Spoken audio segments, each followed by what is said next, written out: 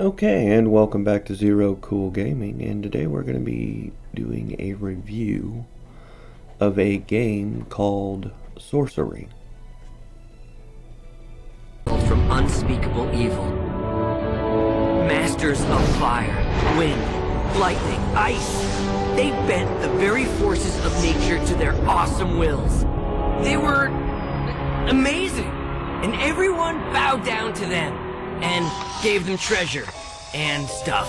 And stuff? Really? Please don't interrupt. Just prepare to be amazed. You have no idea what you're doing. I've watched Dash. It's not that hard. He's been a sorcerer for 150 years. You've been his apprentice for what, 2 weeks? Free. Now watch this. Ow! Ow! Ow! Watch this! Prepare to be amazed! 10, 9. Oh no, it's Dash. Ah, there you are. I was just reading up on the red-crested krillbat. Fascinating creatures. They have the long bills and fabulous colors. Did you know they mate only on days with the T in them? Now, this game requires hardware that isn't standard with the PlayStation 3. Back when I got the game, they had a new pack that you could buy. And you can still buy it today, don't get me wrong. And it comes with a wand and the PlayStation Eye.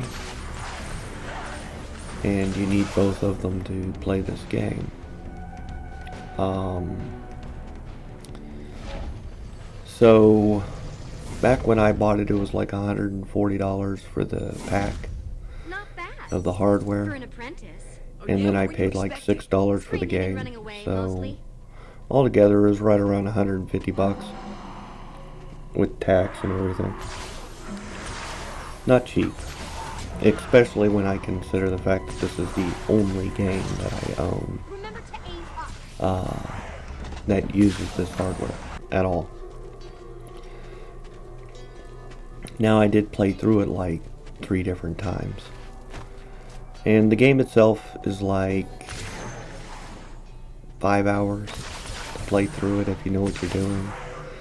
10 to 15 hours if you don't. The first time I played through it, it probably took me a good 15 hours. And then I got a little better at it and a little better at it. But regardless, there's a lot to the system used in this game. And it's surprising how difficult it was, as well as learning all the little intricacies of the hardware itself. You can't move too fast, you can't move too slow, you needed to stand so far away. A good 10 feet. So playing this on a small monitor would be very difficult. When I played it on a 46-inch TV for the first time, which was a big boob television, and for the time it was huge. And that made it easy enough for me to play through the game. I couldn't imagine playing it on a small boob television. It would have been way too difficult for me to see what I was actually doing. Especially when I had to stand, and I stood a good 10 feet back from the system so that the eye would catch my movements and follow the wand. So, like I said, there's quite a bit to it. As far as your movement system goes, moving the character itself isn't so difficult. What makes it more difficult is moving plus needing to swing the wand around. Keep moving, or I'll do the same to you. So yeah, there's that, and then dodging and using all your different abilities and pushing the buttons at the right time. It can get pretty hectic, especially in this game, but because it's a pretty fast-paced game. And while though the hardware can react pretty quickly to your movements and pick them up properly, it doesn't always. Sometimes you're moving too fast, sometimes you're moving too slow.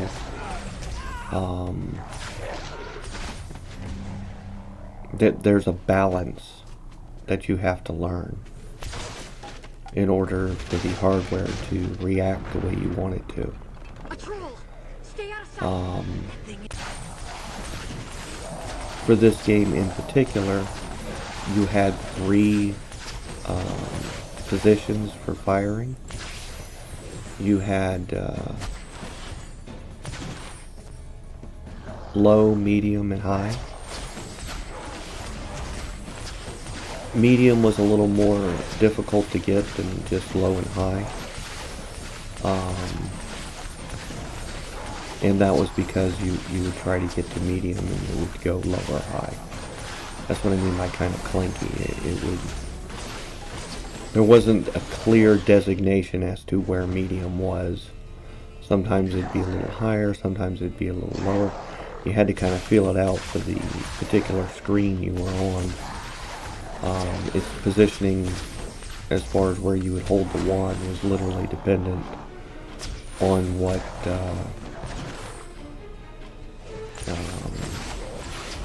battleground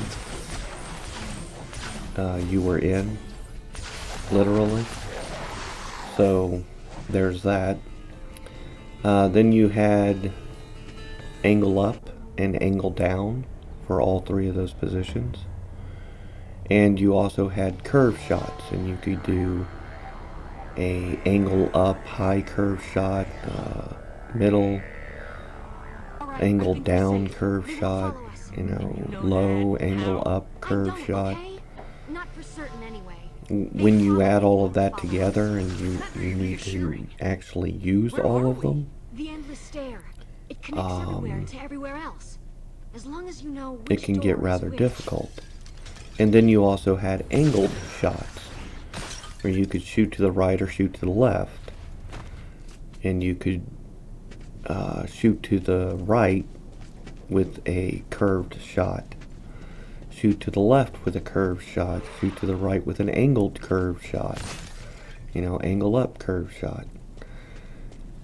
It starts to get pretty intense pretty quick when you're trying to remember all of that, on top of remembering the different spells that you can cast and the different bonuses that each of those spells give, assigning each one to different buttons. And why exactly Initially, because you start out, the game just assigns them. It's where Dash told you to take me. But as you move through the game, eventually you start having to assign what you want to different buttons because you have so many different abilities. So when I said that this game is pretty intense, it really is. And even though it's a rather short game, they did a lot with it. And I guess that's why I enjoyed it. But I didn't enjoy it enough that I would want to try playing other games that they offered for this setup. And there was probably a good 10-15 different games that they offered for this setup, maybe more, but as far as I can remember, that was about it, and I really wasn't interested in the others. I do like the fantasy setting of this game. I did enjoy the story, and This is all her fault.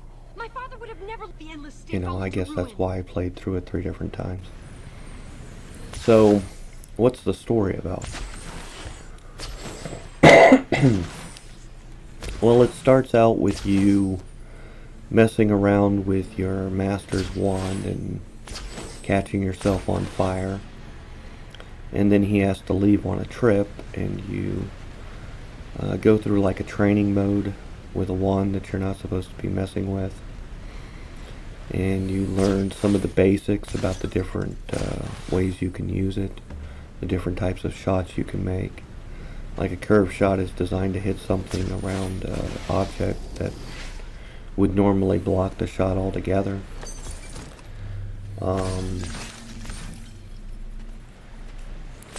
Once you finish the tutorial, you'll get little tutorials as you play through the game, describing how you use different abilities and mix different potions, things to that effect. It's all pretty basic when it comes to the tutorials in this game, and then you're supposed to take that basic knowledge and apply it to everything else that you've learned and all the different movesets that you're capable of. We don't even know which way we're headed. So Right now, I say we're headed up. yeah, it doesn't make it easy, that's for You're sure. not helping. So the first thing that happens after you mess around the yard and change the different animals into different creatures and back I don't again, think we're in the endless stare. at least that's what I What do did. you mean? I would change them into different, All pig, kinds of rat, different places. back to Could be sheep, anywhere. This that looks sort like of thing. a lock barrel? Once you get the hang of it and you We're think not you've going learned back the that way. Look basics around. of Try wand to find play, another door. the cat will tell you that you need to go get a ingredient for potions, grave dust, I wonder what and it grave does. dust is Belongs to a dead located guy. in a tomb. And she kind of plays with your emotions and manipulates you into going to the tomb. So you head off to the tomb and you start working your way through it. A bunch of enemy ghosts, spirits rise up, and you have to pretty much use everything that you've learned thus far to take them out rather quickly and avoid them attacking you in the process. The game does give you quite a bit of healing potions, which is a good thing because you'll definitely need them. The first time I played through the first section, even with all the healing potions, I had to restart the whole game. Because there was just, I needed to get a whole lot more proficient, That would be very good. and I was too slow and things to that I'm effect. starting to really hate your mother. So, there's that. But it just drove me to work harder at it and to learn more about it and get better at it, to be honest with you. Especially back when I was playing it. And I think I played this game probably 7-8 years after it came out. I bought the game itself at a secondhand store, like I said, for $6. And I figured when I bought it, I'll go ahead and give this gimmick, and I called it a gimmick at the time too, a try and see if it's any good. Because a lot of, not just game systems or consoles, were experimenting with different types of gameplay, but so were PCs.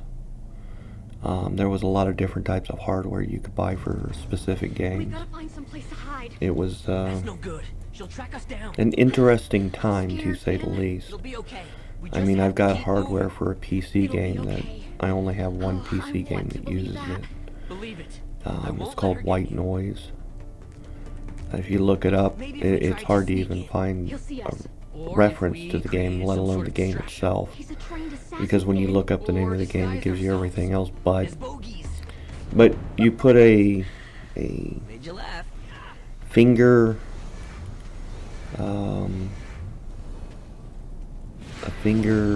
what would you call that? It did your pulse and It's an ambush! Look out! kind of decided whether or not you were calm based on that. And you also put a couple of pads on your head. And the idea was to relax. And as you relax more and more, an image would appear on your screen. There'll be more of them. I don't know if you could really call that a game. It was more like a meditation. Teaching you how to meditate and calm yourself down. But regardless, it didn't just work with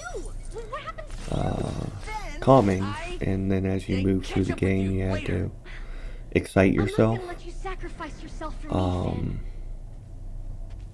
Which you would think, maybe running in place or something like that, but no, you had to go further than that to actually get the image to appear. You really had to get yourself riled up. Think about something that really angered you or upset you. It wasn't, like I said, it was a very odd game. Interesting to play though. And this isn't the only type of secondary controllers that I bought for my systems. The one that I bought most commonly was a steering wheel. I have one for the PS1, the PS2, the same one for the PS3 and 4, and then one for my PC. The one for the PC doesn't actually work anymore. Well, I shouldn't say that. The motor doesn't work anymore. And I just stopped using it. But it's not like this is the only time that I purchased secondary controllers for my systems. Far from. Even with my PC, I've gotten a couple of different types of specialized keyboards for specific games, a specialized mouse, that type of stuff. And like I said, I got a steering wheel system for it too. So quite a bit of things, to say the least. So where were we in the story? Oh yeah. Going through the tomb and killing the undead. And apparently there's a banshee in the tomb. And it doesn't tell you that you're going to go after the banshee, but you do go after the banshee, and the cat that you're with keeps telling you that you need to leave, and this isn't a good idea, and we shouldn't be here, and all of this sort of stuff. But the area ends with you fighting the banshee that is in this area. And once you defeat her, she leaves behind this glowing orb. And when you pick the glowing orb up, you see this image of what looks like an elf woman. And the cat just freaks out and tells you to drop it, and you do, and it breaks. And then she tells you that you need to get back to the tower and talk to your master about what happened. And she's, as you're leaving, asking you if you think that the person that you saw her. And you're like, well, I have no idea. But once you get on the boat to head back to the mainland, you see that the town is on fire and being attacked. And it's being attacked by bogies, as well as ice bogies and a giant troll. And you have to fight your way through all of them. The ice bogey's pretty easy. You hit it with fire shot, and you create fire shot by throwing a normal shot through like a fire pit that's been ignited. And the troll, you have to use a potion that you get from a vendor, a hero's potion, which gives you the hero strike, and you've got to do 3 of those to take the troll down. Once you knock it down so much using fire strike, because it's an ice troll.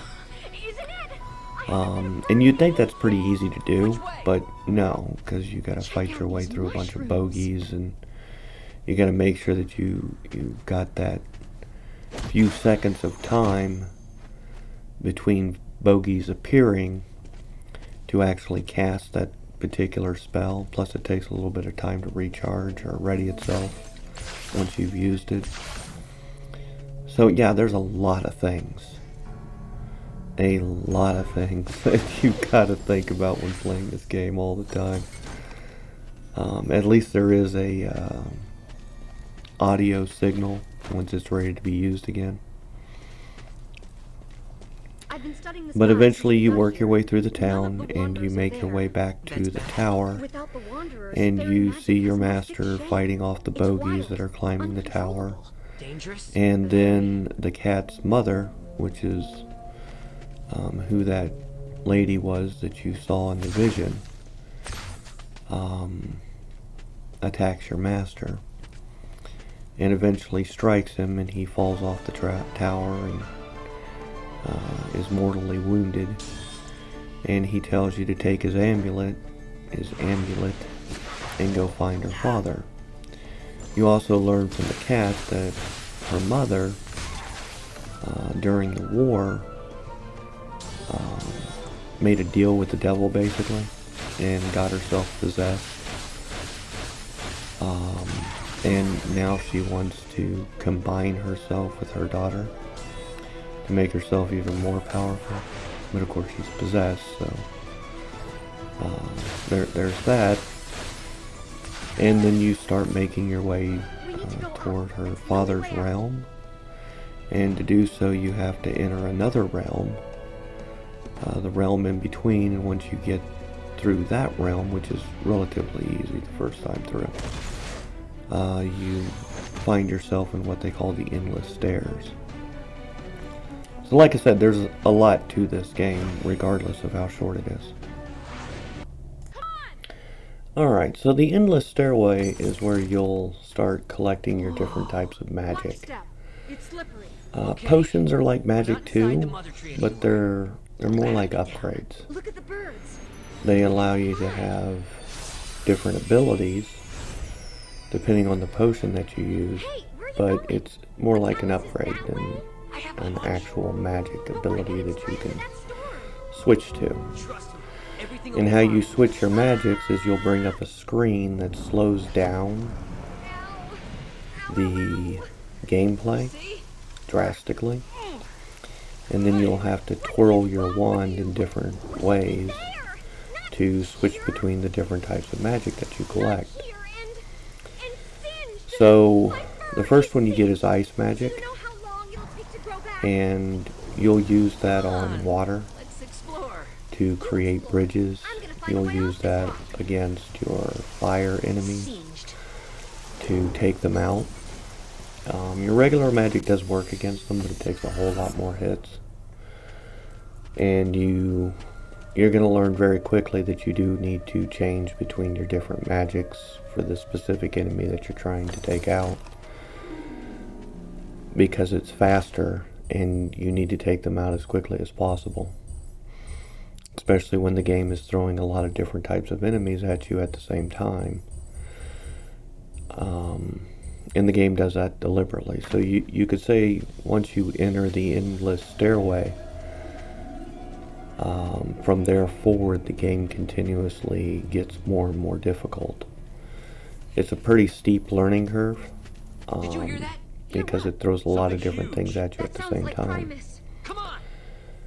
The next type of magic that you're going to find in the Endless Stairway is your wind magic. And wind magic is good against bomb carriers. To get them off the field, you basically throw them off the pathway. Protect us from what? And you'll want to do that. And then you have fire magic that you'll use against your bigger enemies like trolls. And trolls are like mini bosses. You have regular bosses too, but trolls are like mini bosses in the game. It takes quite a bit to take them down. And you'll also find polymorph. And what polymorph allows you to do is to change into different creatures, starting out with a rat, so that you can go through small pathways that you'll find along your way. There's also secrets in this game. Even though it doesn't call them secrets, it's easy to miss them. And in a lot of the secrets, and I'm going to call them secrets even though the game doesn't, what you'll find is items that you can sell at the merchant, which will allow you to not only gain money, which you'll need to purchase stuff from the merchant, but will also expand the amount of items that you can purchase from them if you sell them the items to do so. You remember, don't you? And all of these items that you can purchase from him and give him in that respect will allow you to make more potions, which, like I said, are upgrades. And the upgrades, while they are not necessary, not all of them anyway, some of them you'll get just because it's right in your pathway, and you really do need those upgrades for the game. But if you collect all of the different stuff, and you're able to, by the end of the game, make all of your different potions, and as well as the different potions that you can create along the way, it does make the game easier. So really not finding all the different side paths and then solving the puzzles that it puts before you to collect those items just makes the game a little more difficult for you along the way. So there's quite a bit to this game, and it'll throw different enemy types at you all the time, and it makes it rather difficult. Sometimes the game will do kind of auto tracking. It'll correct your stance or your position a little bit so that your shots will actually hit the enemy.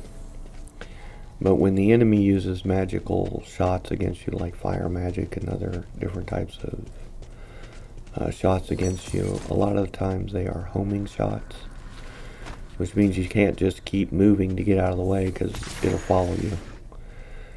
You do have a shield, which doesn't work all the time because some of the shots will deliberately come at your sides, bypassing the shield. And in that case you need to use dodge. But again, you have to use dodge just before the shot is going to hit you. And with shield, although you can activate it whenever you feel like, it's best to use the shield relatively close to when the shot's going to hit you. A little early is good, but you don't want to sit there and try to hold it on. You won't have time for that anyway, because there's always enemies that are going to be closing in on you and getting behind you if you're wasting too much time. So, yeah, there's a pretty steep learning curve at this stage of the game once you start into the endless stairway. It's not impossible. It's just a lot of stuff to remember and a lot of stuff to learn very quickly. Like I said, I played this game 3 times, and it took all 3 times before I could really get through it effectively. So, as far as the story, the queen, the cat's mother, sends an assassin after you, and that assassin fails the first time to actually kill you, but he explains to her mother that that her daughter's been turned into a cat, and the cat was able to evade his capture. And he also tells her that she's traveling with a sorcerer, and she thinks that the old man's still alive, and the assassin tells her that no, it's the sorcerer's apprentice, and that kind of upsets her. And she kind of attacks her assassin and gets, a little upset with him. And then she splits him off into potentially hundreds of different pieces, which are weaker than the main body, but still more powerful than your normal enemies that you've been facing thus far. And they have like homing daggers that they throw at you, and they move a lot faster, so it definitely adds a little bit of difficulty in that aspect as well. So yeah, lots of things happening, and during all of this, of course, you're trying to make your way to a specific gate that leads to the realm where her father is at. And just as you think you're getting to that gate is the first time that you run into the assassin, and he throws you over a cliff, and you do land on a ledge, but it takes quite a bit to make your way back up to that gate. Quite a bit of time. And like I said, while you're doing all that, you'll be collecting new magics that you use along the way. And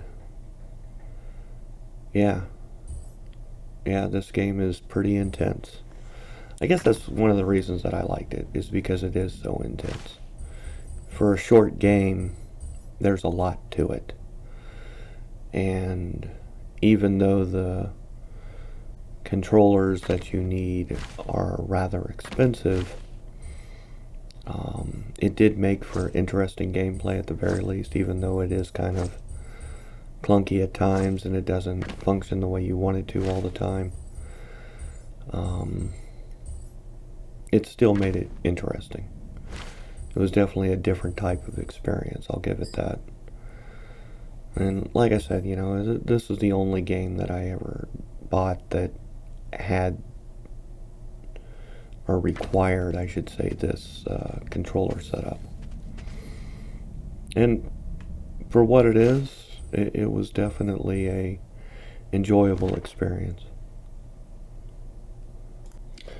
So as you slowly make your way back up through the endless stairway, You shot me with lightning. you eventually come to a polymorph station that allows you to turn into a bird instead of a rat.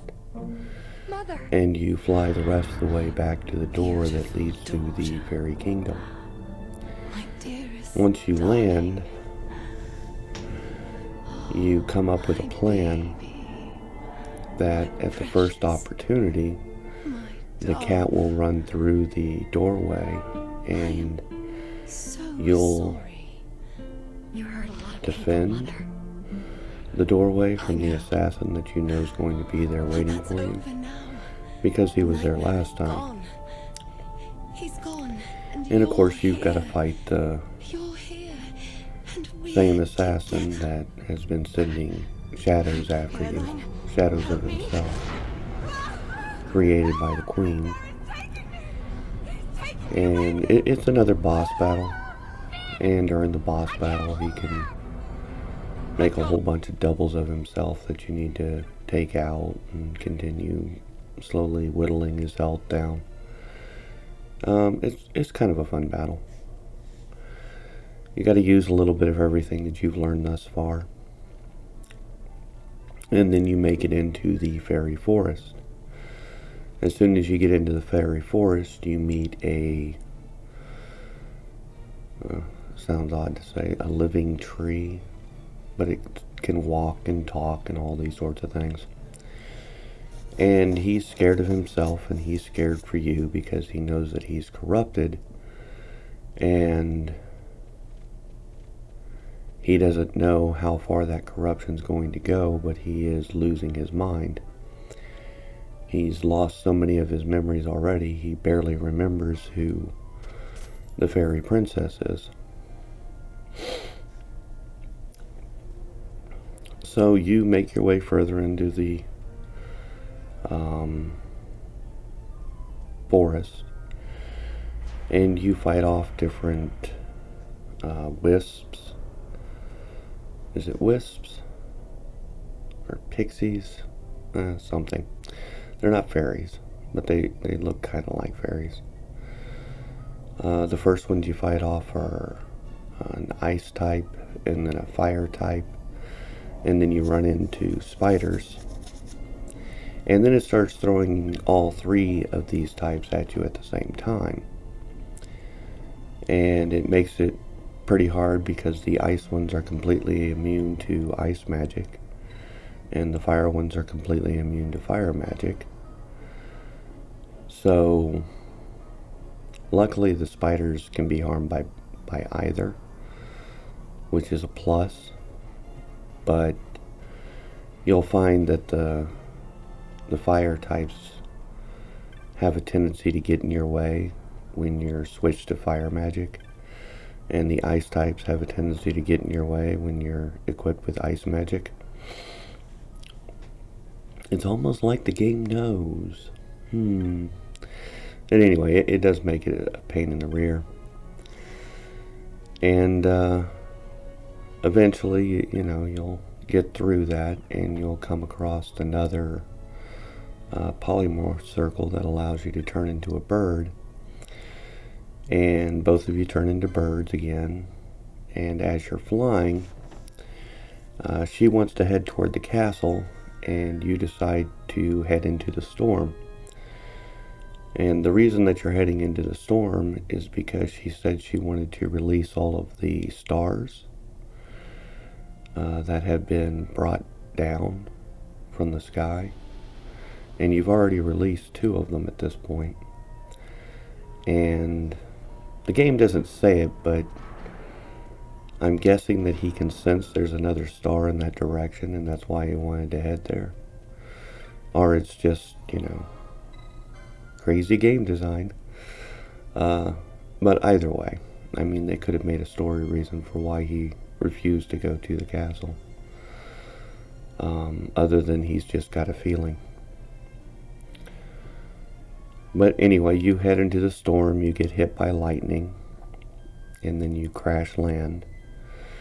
And you start making your way through that section of the forest, kind of in the direction of the castle.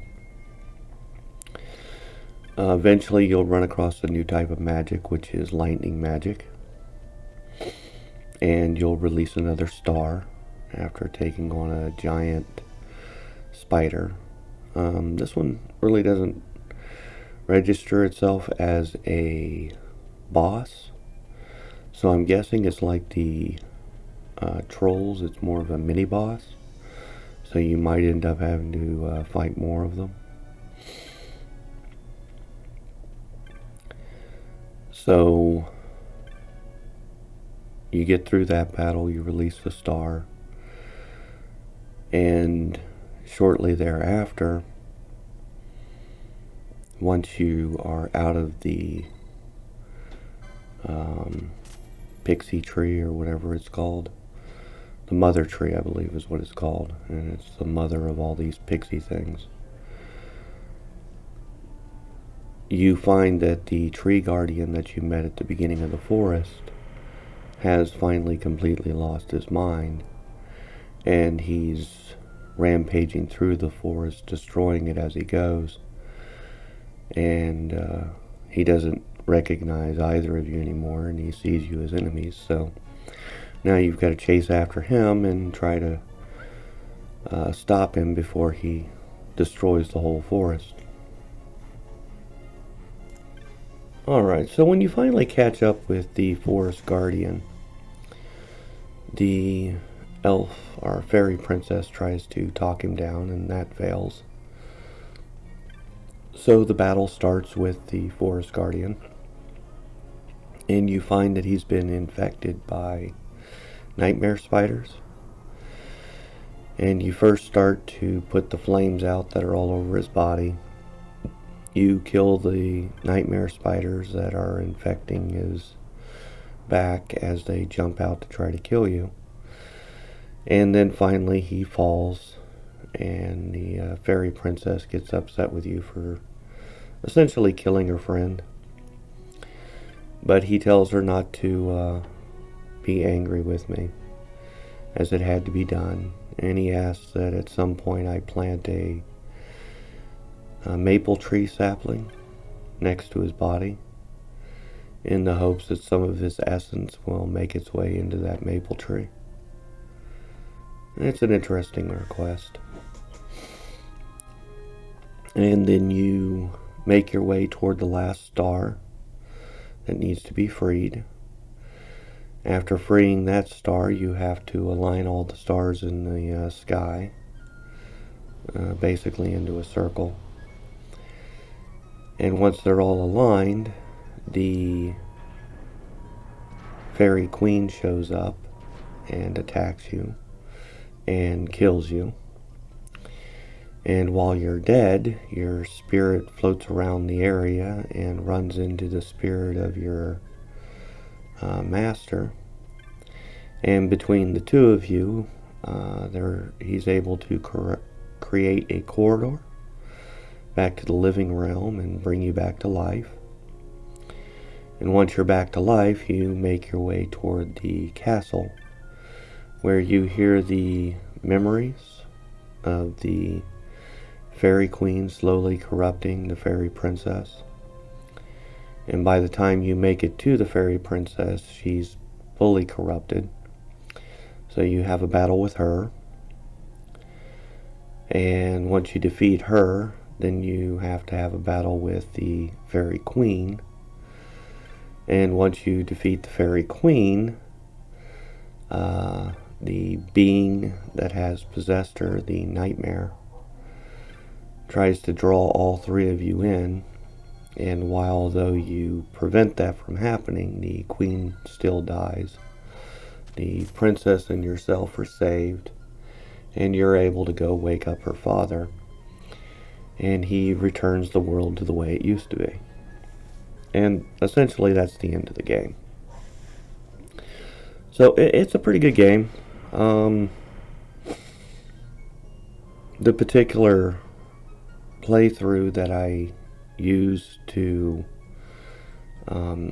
take cuts from, you'll notice that they only got maybe, I don't know, a third of the potions and used them.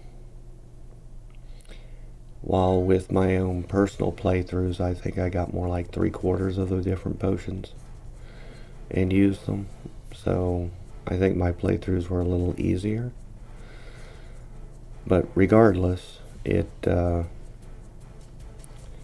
makes for a good time regardless.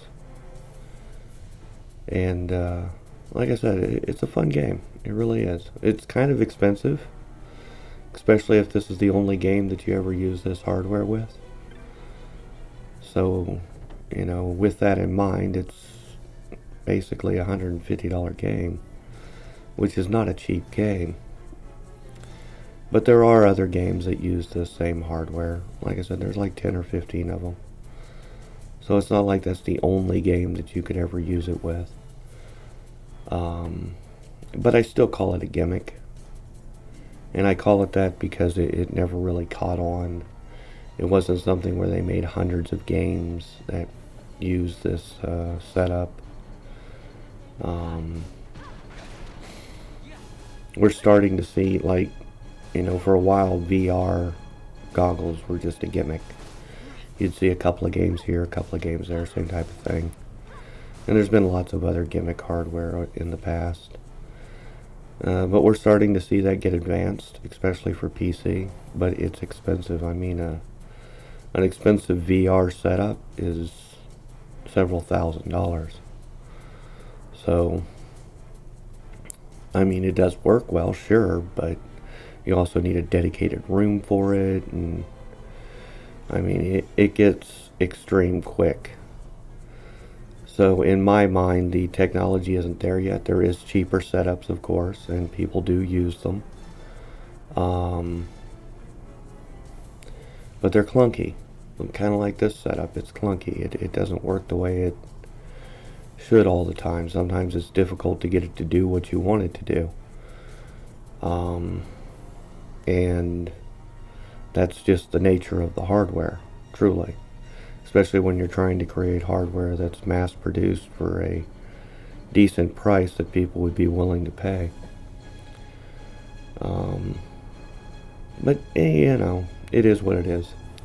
Not a whole lot you can do about it. Anyway.